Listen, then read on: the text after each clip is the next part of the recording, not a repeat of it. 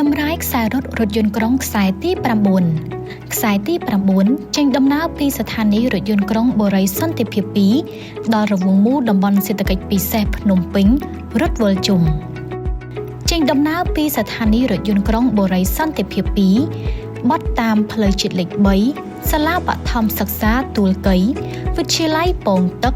វត្តស្លែងបត់តាមផ្លូវព្រៃសរដល់ស្ថានីយ៍រថយន្តក្រុងពងទឹក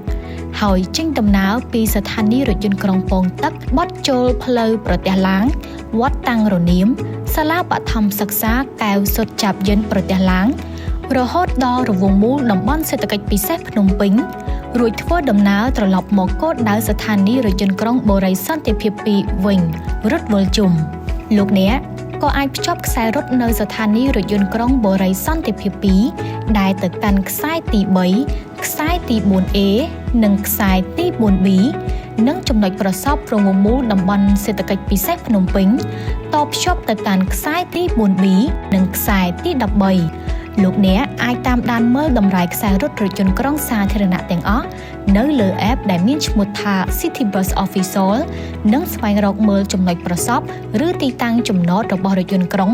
ដោយប្រើប្រាស់មុខងារ Transit នៅលើកម្មវិធី Google Map រថយន្តក្រុងរថយន្តរបស់ខ្ញុំ City Bus My Bus